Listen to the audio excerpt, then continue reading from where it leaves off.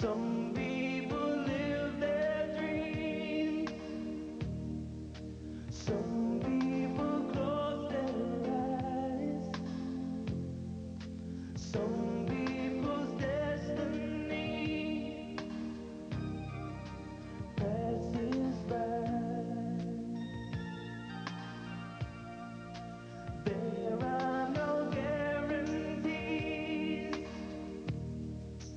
There are no alibis. That's how our love must be. Don't ask why. It takes some time. God knows how long. I know that I can forget you as soon as my heart stops breaking and tears start raining. As soon as forever is through, I'll be over you.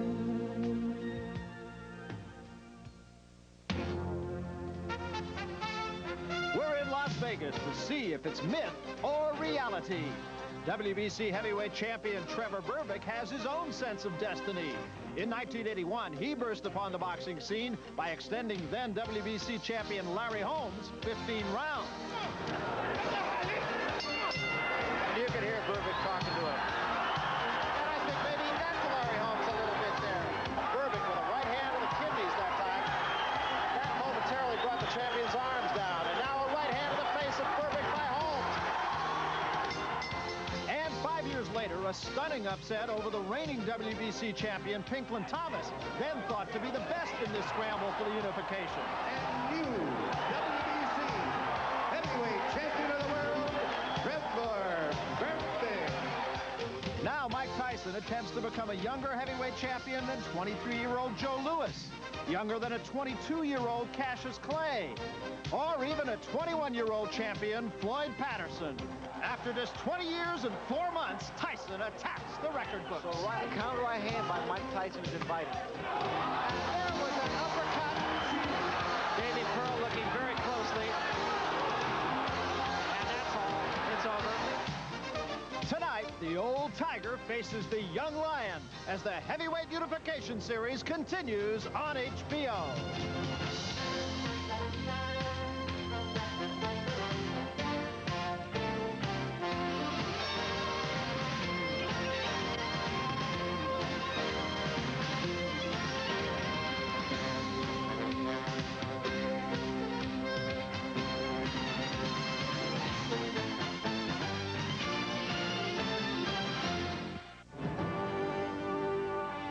Outside, a cool, crisp night in the desert. One has to think even the gaming tables will empty a bit during the next hour or so. And we're live from the Las Vegas Hilton in Las Vegas, Nevada, where WBC champion Trevor Berbick defends his crown against Mike Tyson. It's scheduled for 12 rounds. Throughout the history of this great sport, celebrated heavyweights have emerged to capture the public's imagination. As they stand on the threshold of the title heavyweight champion, the hype is over. The names like Ali, Marciano, Lewis, and Dempsey each seize the opportunity. Now this Las Vegas crowd and millions around the world wait in judgment as Mike Tyson tries to prove he is deserving of all the attention as the next great heavyweight champion. A formidable WBC champion, Trevor Berbick, stands in his way. Hello, everybody. I'm Barry Tompkins, along with Larry Merchant and Sugar Ray Leonard. Welcome to Las Vegas. We'll answer a couple of questions tonight. First of all, is all the talk about this young upstart, the most promising heavyweight, they say, to come along in decades, just that? And is the champion, Trevor Berbick, worthy of the title that he holds? Larry Merchant, they've said that the heavyweight division is a group of indistinguishable retreads pursuing a confusion of titles. Now all of a sudden along comes Mike Tyson, and everybody that I've talked to involving this fight says this is the Tyson fight. Tyson this, Tyson that. But Trevor Berbick is the champion and nobody's talking about him. I don't think there's any doubt that most people are viewing this event more as a coronation than as a contest, and it's perfectly understandable, really. because they're expecting and even hoping that Mike Tyson fills a vacuum in boxing. The absence of a real sensational young champion who's willing to fight anyone, everyone, and often. What we have to wonder is whether a 20-year-old heavyweight can really take that responsibility and be the boy king. We have to wonder about it because he hasn't really been tested yet. So it requires a sort of leap of faith to believe that, and I'm ready to make the leap. Speaking of the leap, Sugar Ray Leonard, this is a quantum leap now for Mike Tyson. He hasn't fought anybody the caliber of Trevor Berbick. You've been in this situation. All of a sudden, it's a championship. You could feel it all around the Hilton here tonight. There's a lot of electricity going on. You've been in the spotlight situation. For Mike Tyson, is it too much too soon? Well, but I feel it's now or never. And the reason I say that, because, see, Mike Tyson, because of his talent, he's been brought along, he's been marketed, he's nurtured, he's been extremely active. I think it's prime time for him. And the reason I feel that so confident about Mike Tyson is because he goes into the ring with such an aggression that very few guys can deal with it. So I have high hopes for Mike Tyson tonight. Again, everybody's talking about Mike Tyson. Nobody's talking about the champion, Trevor Berbick. He is a man of very few pretensions. As a matter of fact, he virtually has made a career out of being the underdog. When he's the underdog, he wins. He's not really liked or disliked, but he has an ally, he says, that's never failed him.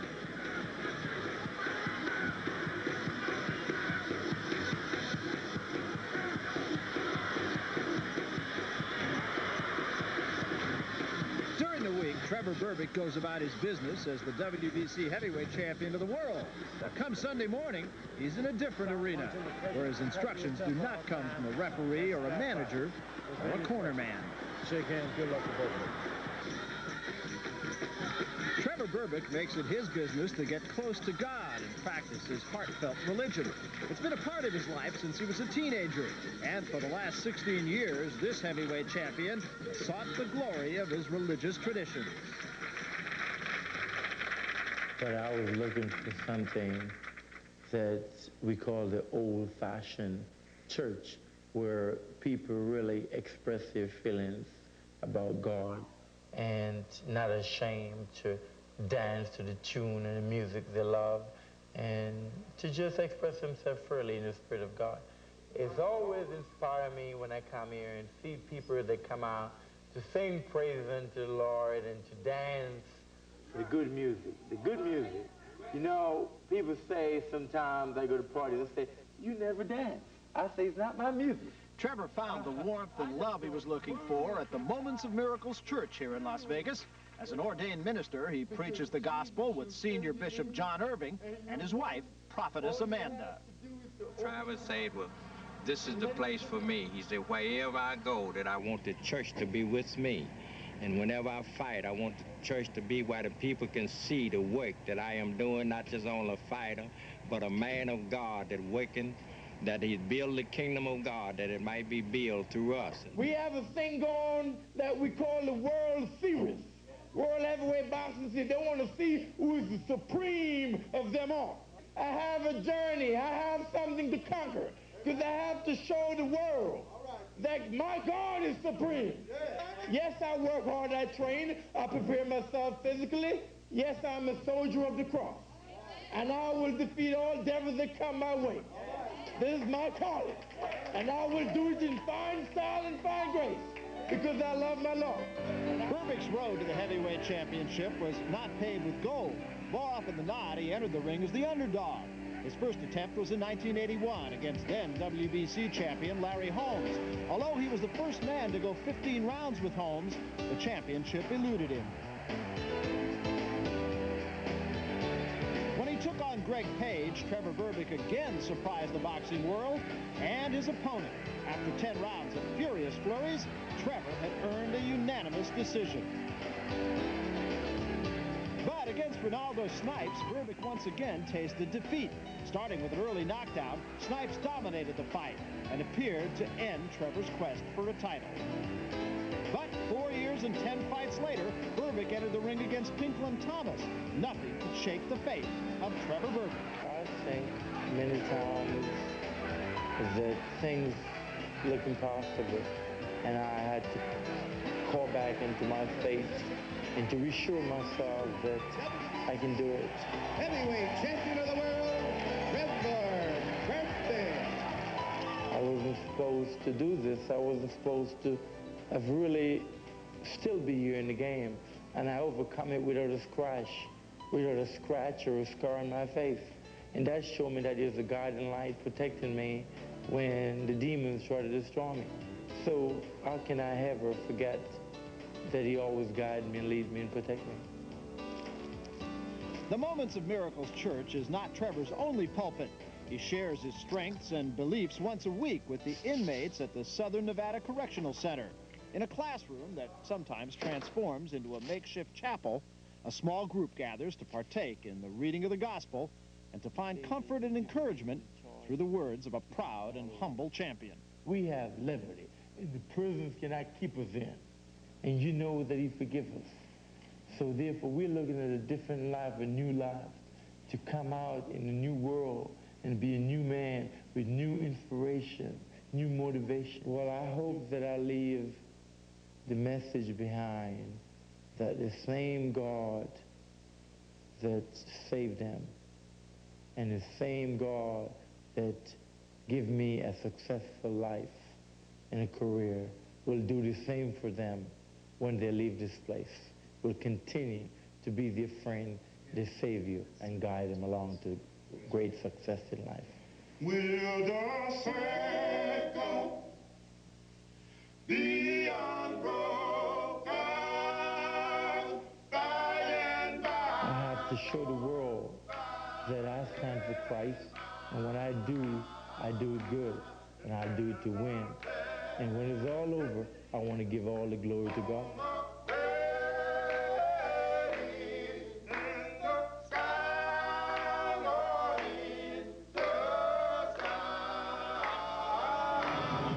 And so coming up here on HBO, it is the battle for the WBC Heavyweight Championship between the champion, Trevor Berbick, and the challenger, a most talked about challenger, 20-year-old Mike Tyson. Now with more on the champion who just won't seem to go away, here's Larry Merchant. Trevor Berbick is a mysterious, eccentric character held together by faith in himself and in his religion. And Mike Tyson had, and in a very real sense still has, Cus D'Amato. D'Amato was also a rather curious character in the boxing world. Trainer, teacher, self-styled philosopher, and a sort of mad scientist of the ring. One of his credos was that prize fighting, professional prize fighting, is entertainment. So that prize fighters should be entertaining, aggressive, crowd-pleasing. All of his fighters were that. And many people believe that Mike Tyson is his ultimate creation.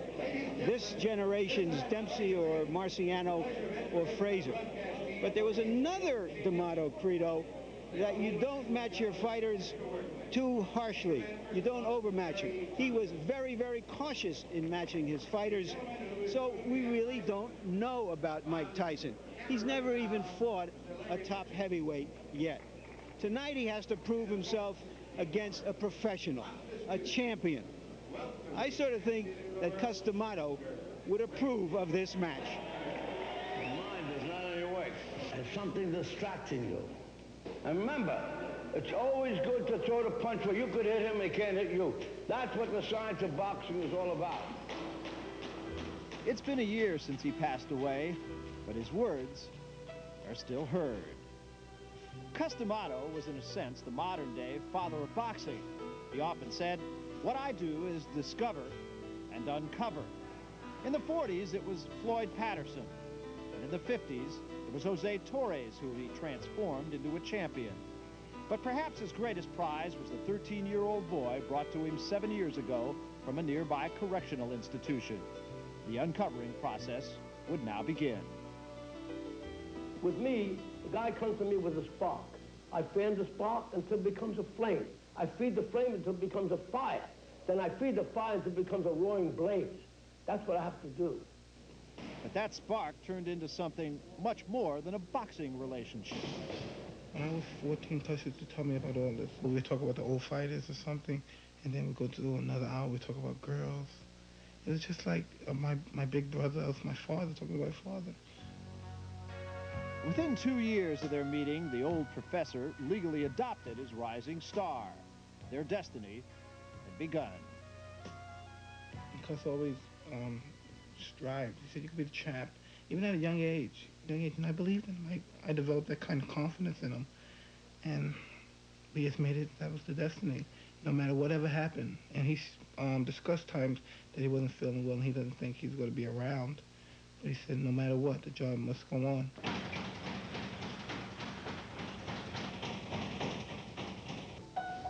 Last November, Cus D'Amato died of pneumonia.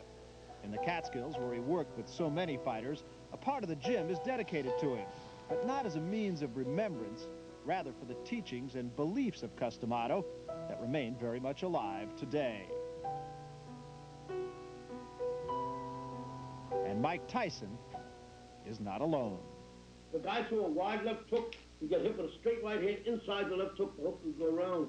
But you aim it here and bring the same hand. When he hits here, his life will bring it down. Even if he's got his life, bring down, bang, over here. Bang, with the left hook here or here. You get hit, bang, you get excited and your head comes up your hands.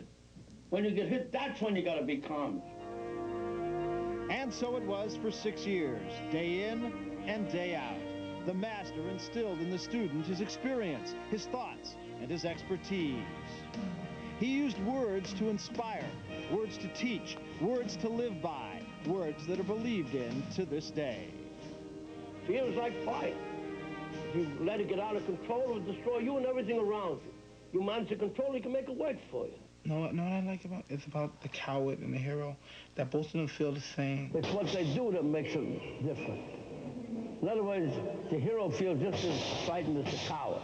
But it's just that the coward, he runs. Instead of the hero, he feels the same, and he has the discipline and just makes himself go through whatever has to be done. It's what he does that makes him a hero, and what the other fellow doesn't do that makes him a coward. It was D'Amato's philosophy to build will rather than skill. With Mike Tyson, he has succeeded. The fear and the fire still burn, but so do other feelings. Well, you know, it really is difficult because I did miss him a lot. But even besides, before, when Cus was around, I was always that way. I used to always keep things to myself. I always kept things to myself. But it's just that I let some things out. I spoke to him about some things that were on my mind. But when things get on my mind now, I don't talk to anyone about it. It seems as if this was how it was meant to be. Cus D'Amato knew that the day Mike Tyson entered the ring to fight for the title, he would be by himself. I succeed when I make that fellow become champion of the world and independent of me. Because when he's independent of me, I have succeeded. He has succeeded when he becomes champion. I have succeeded when I made him independent of me. He doesn't need me anymore. The prophet had a way with words, but you have to wonder what he would be saying to Mike on this night, the culmination of a dream.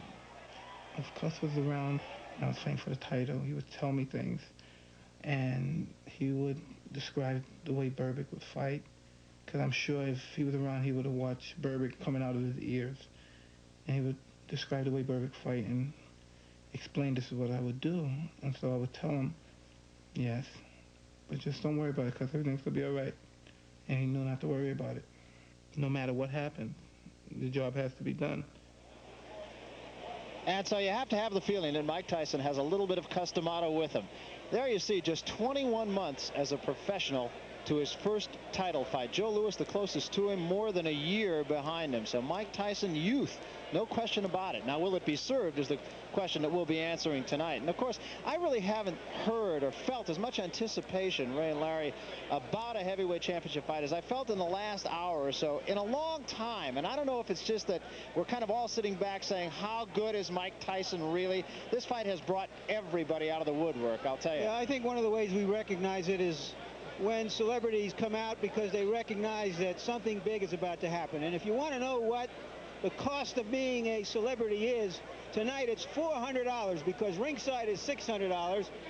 But all of these showbiz folks have paid $1,000 to be in the VIP section. And that was sold out. You couldn't even get into the VIP section, really. In fact, Eddie Murphy was around here. He was kind of a latecomer.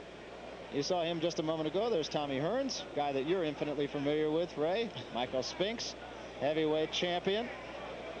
And Larry Holmes, of course, the former heavyweight champion. I mean, this has brought out the greats and the near greats, and I'll tell you, it's only the greats that are ringside. Speaking of the greats, Muhammad Ali and his new wife, Lonnie, his fourth wife. And somewhere back there is Archie Moore as well. 20 years and 4 months. That's the age of Mike Tyson. He is trying to surpass Floyd Patterson, who at 21 years, 11 months, became the heavyweight champion of the world.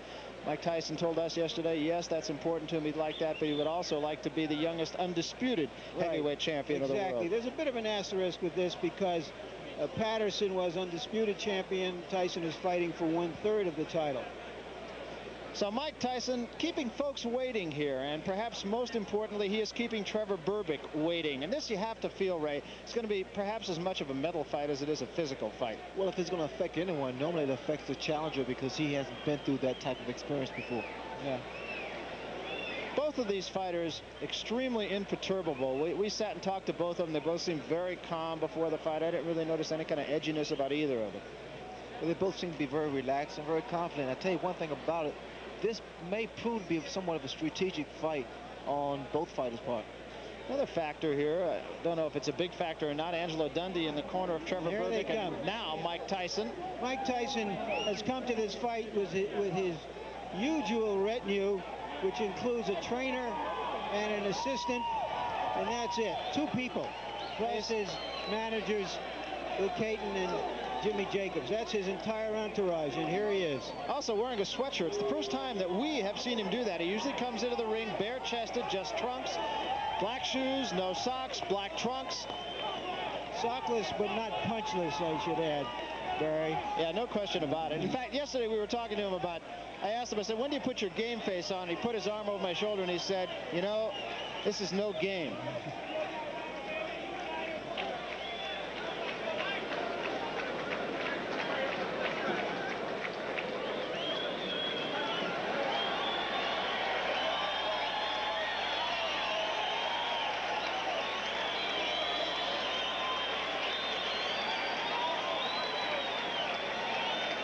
There's the record of Mike Tyson, 27 victories, no losses, 25 knockouts, and the only 2 that weren't were against competitors who ran on him. Quick Tillis was one of them, and Mitch Blood Green was the other. I think Mike is visibly just trying to conceal his feelings, retain his calm. This is the first time he's been in an event anywhere near this magnitude, and some people get caught on it. But here is our path to the championship. This is the 5th fight of the series to determine one heavyweight champion. The winner of this fight will fight the winner of a rematch between Tim Witherspoon and Tony Tubbs, who will fight again next month. And then those 2 winners will meet, and finally against Michael Spinks for the undisputed title. One other thing to point out, too, you saw that Mike Tyson hasn't fought in 76 days, and yes, that's a long time for him, but since November 22nd, a year ago, 1985, he has fought 14 times, so it isn't that he has not been active. Now, what's going to be the key to the fight? A lot of people feel the uppercut. Ray, what about that? Well, Barry, because style makes fights, and all fighters favor a certain punch, and in Mike Tyson, that particular punch is a debilitating uppercut. Here against Roberta, you see the uppercut. It's short, and that's the beauty of it. It's so effective because you can't see it coming. And here we take a shot at him and Marvis Frazier. Once again, the short, well-executed right uppercut. And that's the shot I think is going to work against Trevor Berbick. But he has to get close and inside. Now, what does Berbick have to do to defend against it? That, of course, is probably as important as what does Tyson have to do to be able to throw it. Well, Berbick has a better jab than people give him credit for. And what he needs to do to nullify the uppercut is to work that jab and keep it consistent as he did here against Pinkman Thomas. What about the criticism of Trevor Berbick that he's a guy who punches from the outside in? And Mike Tyson is a guy who comes straight at you. Berbick, as he makes his way out of his locker room and toward the ring now, said, that's where I want him. I love it if he's going to be right on my chest. But his style doesn't seem to dictate that he would love it. Well, inside, Berbick has a tendency to throw wide loop and telegraph punches. He can't do that against a guy as tenacious as Mike Tyson. He has to throw short punches and tie Mike up and break his rhythm. Now, you saw that Trevor Berbick has not had a fight in 244 days as opposed to Mike Tyson's 76 days, but that pretty much has been the history for Trevor Berbick, perhaps not quite that long. He's been fighting for 10 years, and he's only had the 37 fights, and Mike Tyson, of course, with 27 fights in a shorter space of time, considerably shorter space of time, 1 year and 8 months. But Berbick has fought tougher opponents.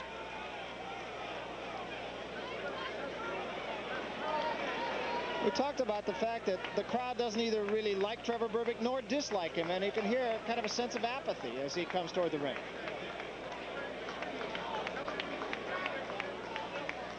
And there is Angelo Dundee, who will be in Trevor Berbick's corner for this fight. Berbick changes trainers about as often as most fighters change sparring partners. And of course, Dundee has been in the corner of many, many champions. There's Berbick's record, 31-4-1. The meaningful fights, he has all won or fought well. Fought people like Larry Holmes. He stopped Greg Page when nobody else had. And of course, the big upset over Pinklon Thomas. He was a 6 or 7-1 underdog against Thomas. He opened as a 6-1 underdog tonight, and those odds have come down to about 3 or 3.5 to 1 man-to-man, because the odds were just too big, people felt, given the experience of both fighters. We talk about the psychological aspect of this fight. Berbick dressed in all black looks a little bit like the Wicked Witch of the West. You know, and that's a psychological ploy. You know, Tyson has worn black in every one of his fights, so Berbick wanted to wear black as well. And I think it says something about his style as a fighter as well, which we'll get to in a moment. Berbick's official age, ring age, is 33. He says he's 32. We give him the benefit of the doubt. Mike Tyson says he's 5'11.5". We measured him against Ray Leonard the other day, and he looked more about an inch bigger than Ray at 5'10.5". Everything else speaks for itself. And here's our punch data, our computer toy that gives you a quantitative, not a qualitative view of the fighters. Trevor Berbick throws in the area of 50 punches around, lands a pretty good percentage. Mike Tyson throws fewer punches, lands fewer punches, but most of his punches are harder punches. Berbick's jabs in those two fights, he'll have to jab more tonight to keep Tyson off him. Tyson's uppercuts in 10-round fights, that's about 2 or 3 a round. He'll have to be on top of his opponent to be effective with the uppercut, of course. And the WBC rules, the 10-point must system. There will not be a standing 8 count. A fighter can be saved by the bell only in the final round. The 3 knockdown rule, as in most championship fights, not in effect. And the ring doctor in the WBC, as opposed to the WBA, cannot stop the fight. So those are the rules. Now let's go up to the ring announcer, Chuck Hall, for the pre-fight festivities. Chuck? Now, ladies and gentlemen, I would ask you all to please remain standing as we present the national anthem. And to present that national anthem this evening, the very talented and internationally famous vocalist, Mr. Lou Rawls.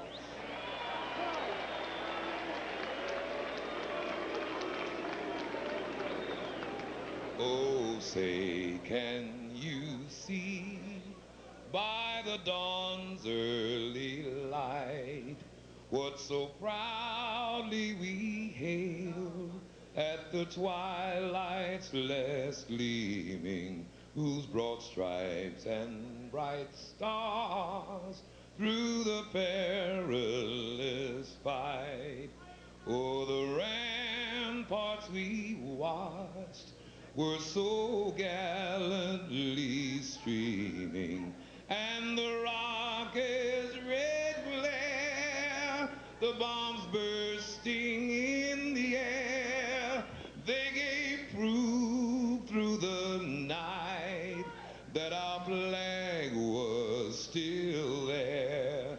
Oh, say, does that star-spangled banner yet wave over the land of the free and the home of the brave?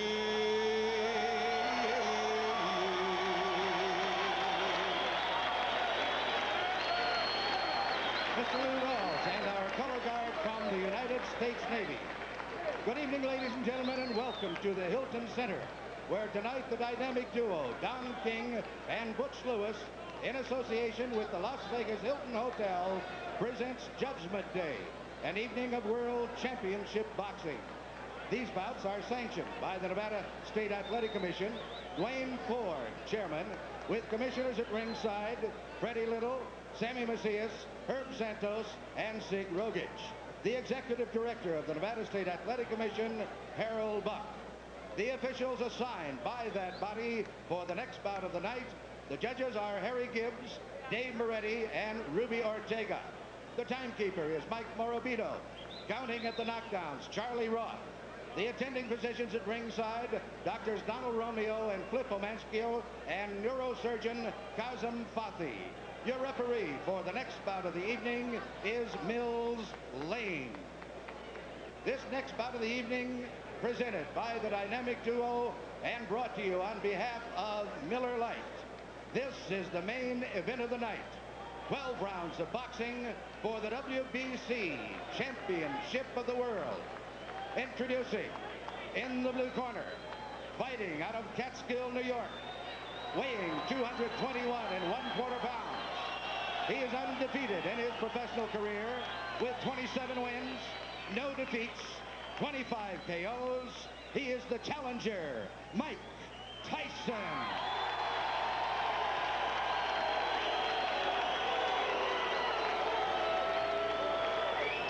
And in the red corner, formerly of Jamaica, now fighting out of Miami, Florida, weighing 218 1/2 pounds. His professional record consists of 31 wins, 4 defeats, 1 draw, and 23 KOs. He is the WBC heavyweight champion of the world, Trevor Berbick.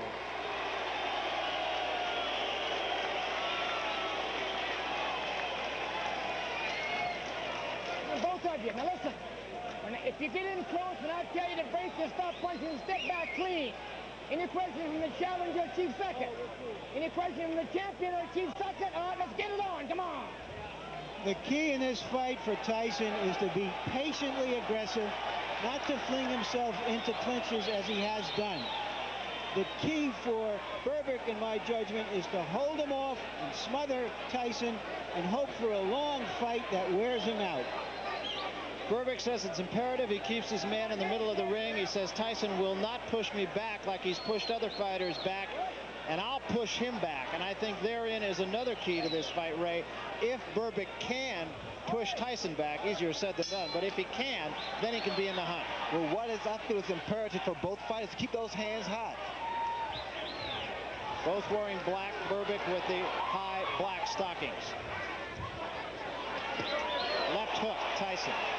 What's Berbick's trying to do? He's trying to overpower Mike Tyson. And he's abandoning doing what he normally does best, and that is to use his whole body, to use those broad shoulders.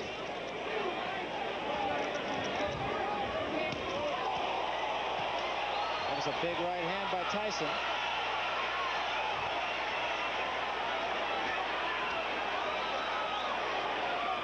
This crowd is right into this fight, right at the bell. I would not be surprised when these guys go down because they're throwing big shots, and both fighters are a little cold, a little stiff here. Real tight. Right hand, Tyson, and a left behind it.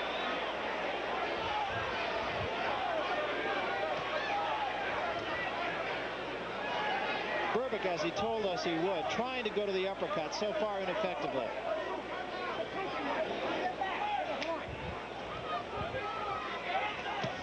Big right hand, Tyson.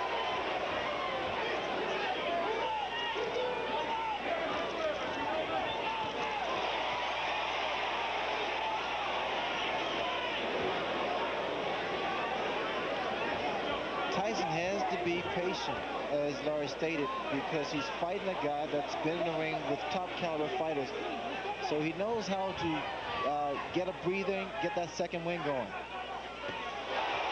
Another big left hook by Tyson. I mentioned this earlier, but Tyson's punches even sound different than most heavyweights.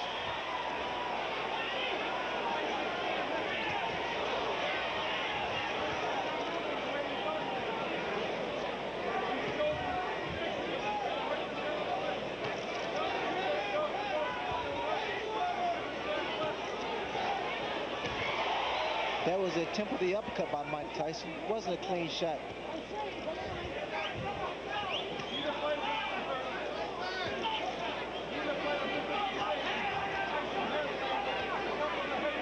Trevor appears to be trying to keep Tyson backing up, making him fight his fight.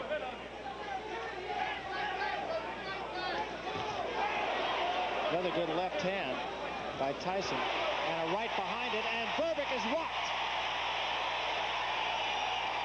Berbick in trouble here.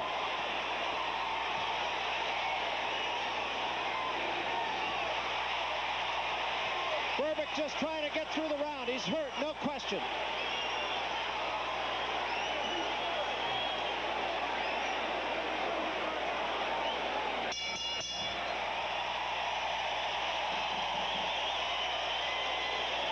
That was a big, big round for Mike Tyson, not only because he showed he had faster hands and beat Berbick to the punch, but because he did show the patient aggressiveness that we talked about earlier.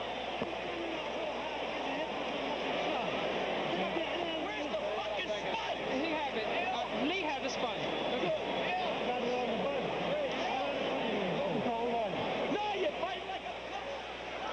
Always coming forward, Tyson.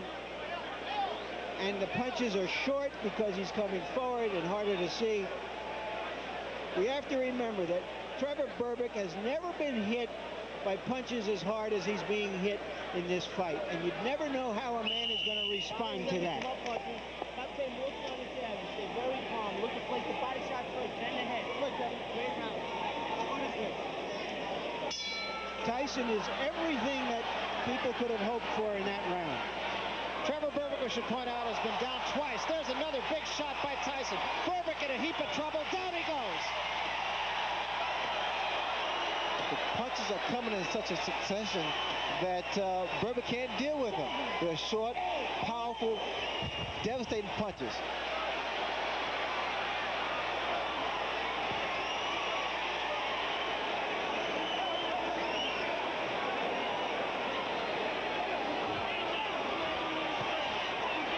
Berbick is still hurt.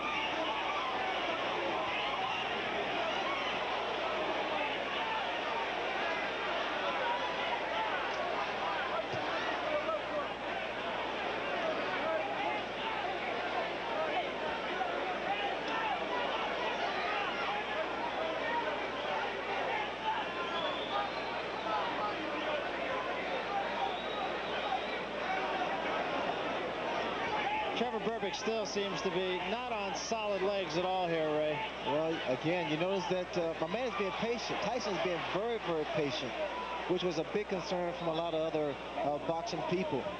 He's being patient against a guy that has a great deal of experience. He's not wasting any punches. Trying to tie Mike Tyson up here, just kind of hang on and get the cobwebs out.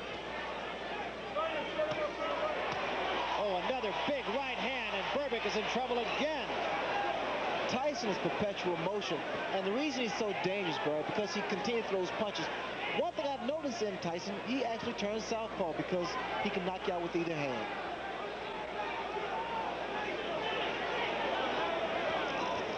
He has good leverage because he keeps his balance. He missed with that uppercut, but didn't miss by much.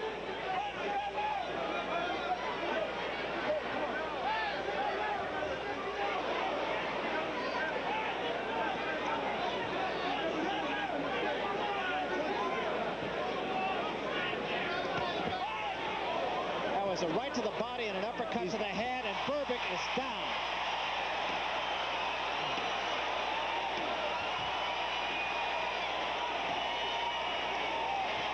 This one is going to be over, I believe. It's over. That's all, and we have a new era in boxing. Mike Tyson fought as perfect a fight as a man of his type of ability could possibly fight. He fought a very strong man, an experienced man. He was unfazed by the magnitude of the event. There is no praise high enough for Mike Tyson for fulfilling all of boxing's hopes for what he's done here. Amen.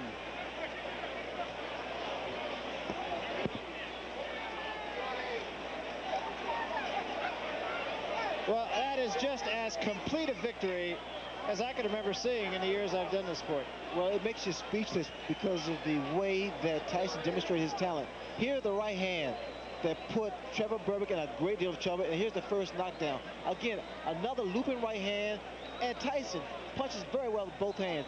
It was a good display of punching power by Mike Tyson. And again, just to underscore the theme that Larry Merchant said, well, the final knockdown, we didn't see that beautiful uppercut too often. In fact, Tyson didn't need it. But it was a short left hook that did away with Trevor Berbick. Just tremendous shots and very quick hand speed. He set up the last knockdown with a shot to the body and came right back behind it. And you could see at this point that Trevor Berbick was not about to get back up. See, we understand the punching power of Mike Tyson. All you have to do is watch this replay, and Trevor Berbick has a very durable chin. He has never been hit that hard, that often by any fighter. Here's another look at it. Watch the shot to the body. There it is. Missed with that right hand. It's such a short left uppercut, left hook, I'm sorry. And it was a one-punch knocker out pretty much. It was not accumulation of punches. Just devastating punches. But again, as I started to say, to underscore the theme of this fight, as Larry Merchant mentioned, patience. It was a different Mike Tyson than we saw. He just tried to overpower people before, run at him, and just be bigger and stronger and faster. But tonight, I didn't see him waste too many punches at all. Well, Tyson knew, I think he knew what to expect from Trevor Berbick. He felt that Berbick was somewhat crafty and very slick inside. But Mike Tyson did what Mike Tyson normally does, and that's fight. Yeah, and he does. That's with a capital F also. Well, I don't, he just answered all the critics. Not that he had that many critics to begin with, but the questions that we talked about, is it too much too soon? He really hasn't fought a named talent. Well, that will no longer be talked about. I'm sure we will talk more about it, however. But right now, let's go up to the ring announcer, Chuck Hall. We'll get the official decision. Ladies and gentlemen, referee Mills Lane stops the bout at 2 minutes, 35 seconds of the second round. The winner by a TKO and youngest and new WBC heavyweight champion of the world, Michael Tyson. So Mike Tyson, the youngest heavyweight champion in history at 20 years, 4 months, 22 days. What a victory for him tonight. The thought that I had as Mills Lane was counting out Trevor Berbick was, what must Michael Spinks be thinking at this point? Well, he knows fully well there is a monster lurking somewhere out there in the boxing ring. And Tyson being the, youngest heavyweight. But my son Ray, he's 13 today. Happy birthday, son. I'll be home tomorrow. God bless you. That's right. I was going to say that, didn't get to it because of the second round. In fact, that may finish second to the fact that Eddie Murphy, who's here, phoned Little Ray. Little Ray isn't so little anymore. I got to point out to you, not the same kid you saw in those commercials. But for Mike Tyson, not exactly little Mike either, 221 pounds. He's a guy who you feel now, he's not just going to say, okay, I'm the champion and just let up. Let's go up to the ring right now. Larry Merchant is with the new heavyweight champion. Larry? Mike Tyson, 20 years old, a heavyweight champion. How does it feel to be wearing this belt? Well, it's the moment I waited for all my life since I started the game of boxing. And as everyone said, that Berbick didn't have a chance. Berbick was a very tough, very strong, in fact, very strong. I was never expecting him to be as strong like that. I knew he was strong, but I didn't expect him to be as strong as me. And he was very strong. But I was calm, and I was timing my punch. Every punch I threw with bad intention in a vital area. Everybody thought that the magnitude of this event, your youth, the fact that you have been a little too impatient in past fights, might make this a longer fight. How did you feel coming into this fight? How are you prepared to fight him? Well, I told everybody I anticipated on a knockout because I was so calm, so relaxed, and I had so much belief in myself. Because my trainer, Kevin Rooney, and I want to get in here. We sacrificed so much and we put in so much, and I just knew we couldn't fail. What was your plan? What did you feel from him in the first round? Well, my plan was to stick my jab in his face, as you saw. It was hard in his face, and every punch was to throw with bad intention. That he did. We're going to take a look at the final knockdown to show. And would you describe it for us, Mike? Just look at every punch. I'm right bad there. Intention. Bad intention. Mess too much. That miss. He's lucky. And I'm just waiting. Boom. Right off the temple. Right off the temple. It's easy to hit. The guy's on for everything. Look at that. That's all it's about. I'm the youngest champion ever in the history of the sport. My record will last for immortality. It would never be broken. And we're going to unify. Why is it so important for you to be immortal, to have a record that you feel nobody will ever break? Because I want to live forever.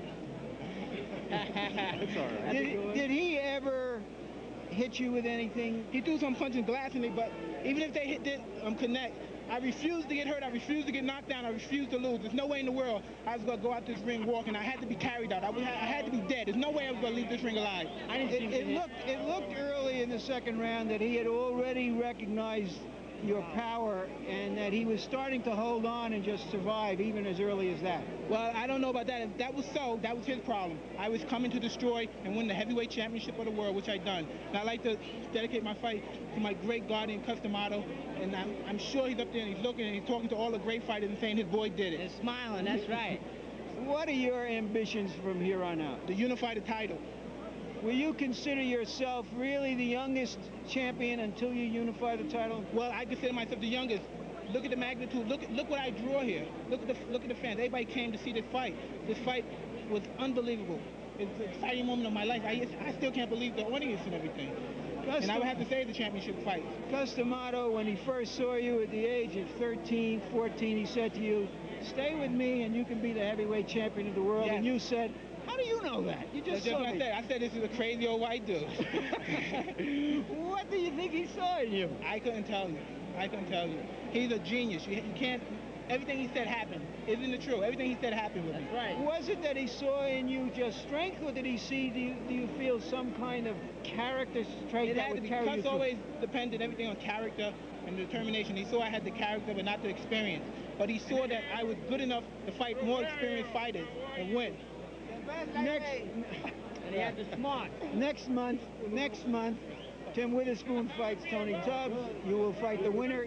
Give us your assessment quickly of that fight, and what do you think about your chances against either of them? I would love to fight the winner. I don't know who the winner's going to be, but I would love to fight the winner.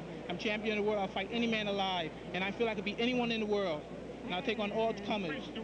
Thank you very much, Mike Tyson. That interview was longer than the fight. And back to ringside. Okay, thanks very much, Larry Merchant. Nice interview with an awfully nice guy. You know, yesterday when we were talking with Mike Tyson, he said that he was asking Cus D'Amato, he said, "What am I going to do when you're gone?" Because Cus always used to say, "You know, I'm an old guy, I'm not going to be here too much." And Cus said to Mike Tyson, he said, "That's how you'll find out if there's life after death, because when I'm gone, you're going to keep going." And he dedicated that fight to him tonight. Let's take a look at some of the numbers from this fight off our punch stat statistics, and they are indicative, of course, of just exactly how the fight went, Ray. There's a lot of punches thrown by Mike Tyson, a lot of short punches, and unfortunately we can't see how effective those punches are by the punch stat. But you can see it's been a lot of punches thrown.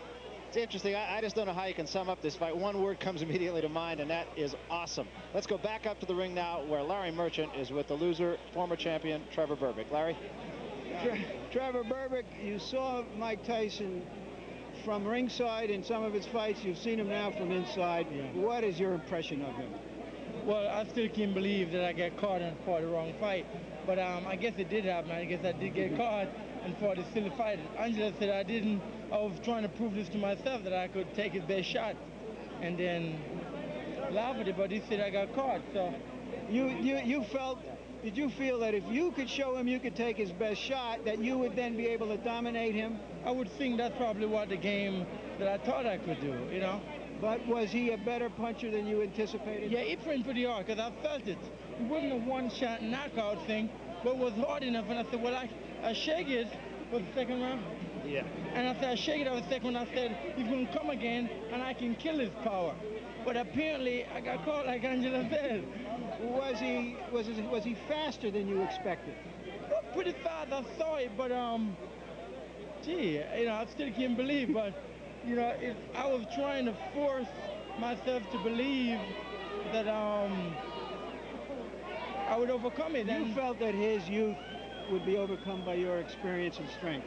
Yeah, I felt that I was strong, pretty strong, and that was the mistake I think I made. Is that the hardest punches you've ever experienced? It's a funny kind of punch because it comes at different angles. You never saw them? I'm not quite sure if I saw the one that hit me down here. How would you rate him now against the other heavyweights in the tournament? A very good fighter. Very good fighter. Do you think he is the one in the tournament that will emerge as the I think he'll have a very good chance. Are you going to continue to fight, Trevor? If I get the right breaks.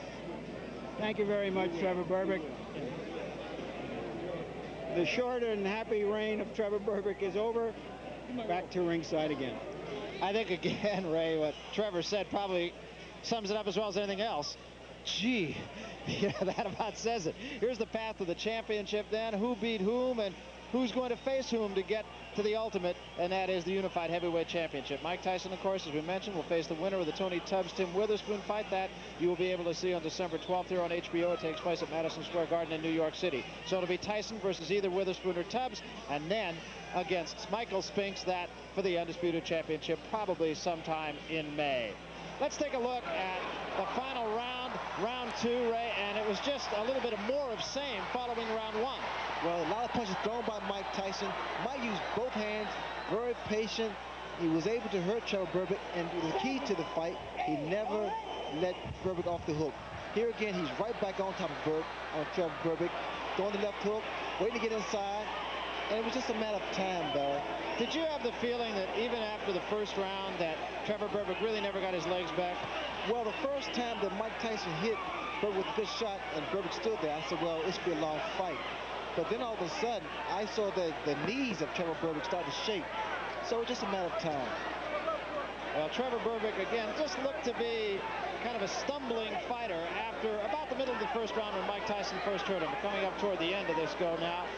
And Berbick, again, you can see he just doesn't seem to be fully attentive. He just doesn't seem to be all there, at least to this observer. Well, another thing is Tyson has those short arms, so he's able to execute punches inside, very close, very effective, and get a great deal of leverage.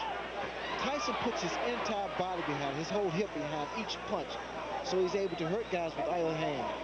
You know, the way we've seen Tyson fight in the past, it's just almost been reckless. Maybe is the best way to describe it. Tonight he was anything but reckless. He was very calculating. He kept his hands high. Here he just plotting his man, staying aggressive, working the body. Watch the left hook. That was the key punch that really put Trevor Berbick on Queer Street.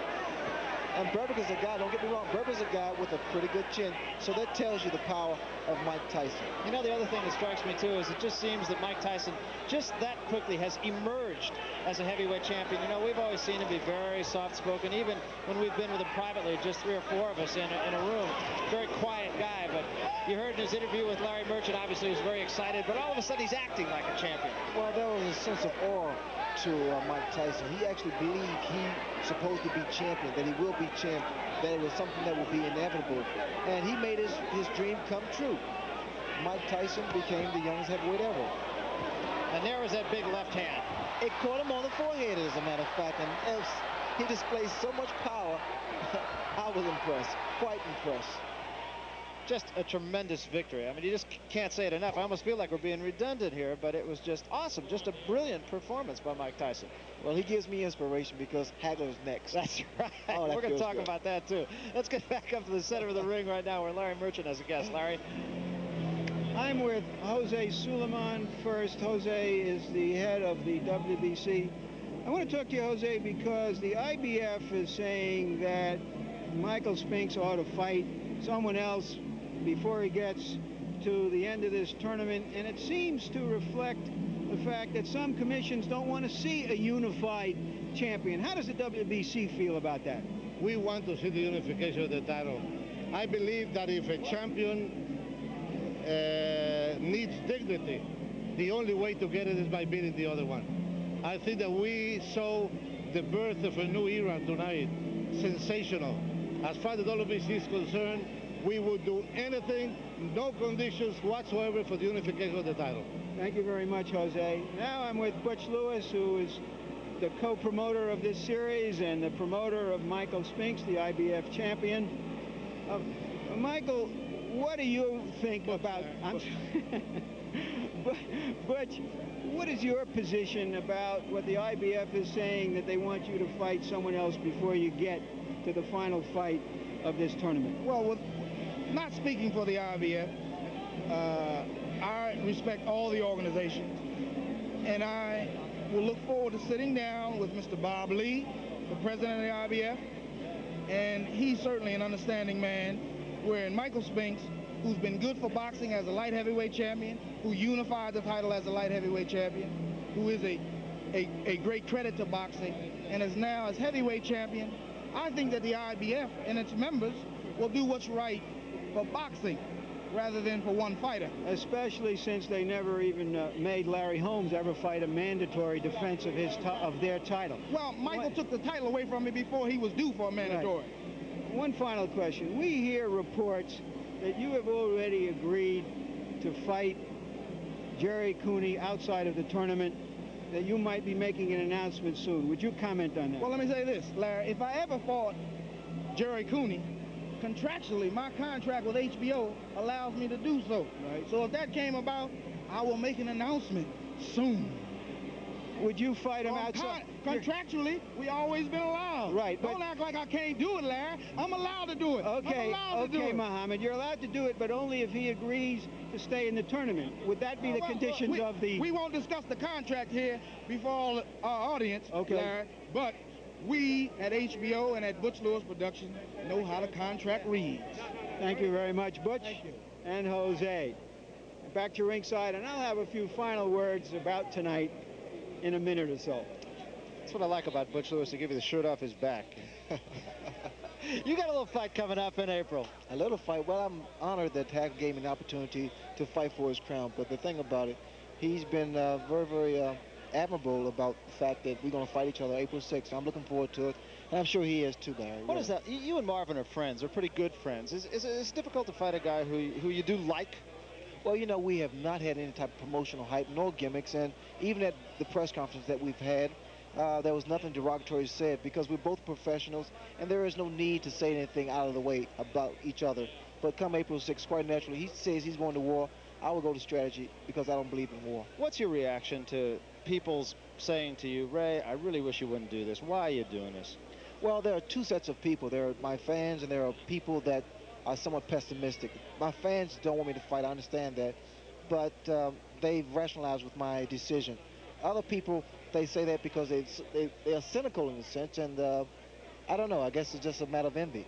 For real, for sure, one time once, and then that's it? One time. Like I said, you can wear this bow tie one time. All right, let's go back up to the ring and Larry Merchant. Angelo Dundee, the famous trainer, once said of a Muhammad Ali opponent, he's human. My guy ain't. In the land of boxing, not being considered human is the sincerest form of flattery. And I think tonight we found out which fighter was human, and in boxing's terms, which fighter wasn't human. I don't know if Cus D'Amato made out a will. I don't know who he made it out to. But I know that what he did do was to bequeath to all of us who love boxing, who love the spirit of these men, a young champion who can revitalize the game, but more important, shows us the passion of the game. There's no entrepreneurship in him. He's not being a fighter so that he can be something else. He is a pure fighter. He is the pure flame. Barry? Ray, your thoughts. It really is refreshing almost, I think, to have a fighter like Mike Tyson in a heavyweight division. It's refreshing because it's a young man that was on the horizon, became champion, and people respect him because he's always been clean cut. I think boxing needs that. You know, the other thing, too, that Mike Tyson was telling us, that a thing that Cus D'Amato taught him as well, he said he taught me anatomy. He said, I know the liver.